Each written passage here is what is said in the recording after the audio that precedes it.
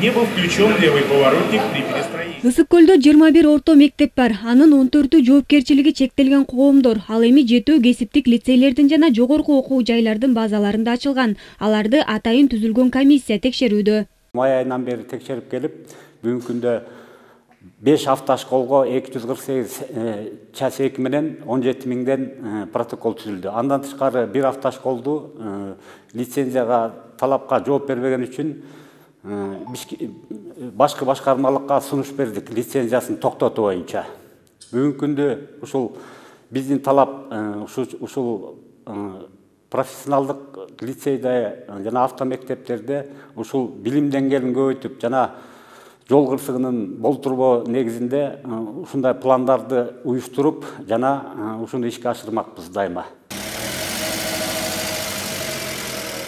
Белгилей кетсек, лицензия айдоочулук мектептерге чексиз мөөнөткө берилет. Эгерде анда көрсөтүлгөн талаптар аткарылбаса, анда кайра чакыртылышы мүмкүн. Мекемелерге коюлган башкы талаптар айдоону үйрөтүүчү жабдыктардын орнотулушу, кардарлардын жетиштүүлүгү жана сабактар үчүн керектүү аянтчалар болушу кажет. Биз жылына 120 тегерегинде окуучуларды, курсанттарды окутуп чыгарабыз да.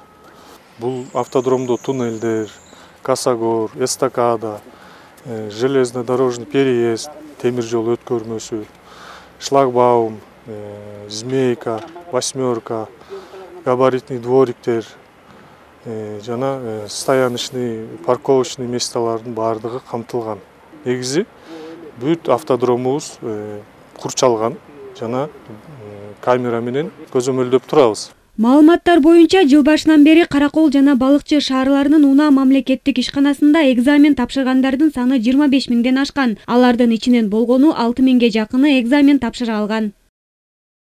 Иният Эргешова, Жазгүл Сатаева, Нурдин Урманбетов, ЛТР Ысык көл облусу.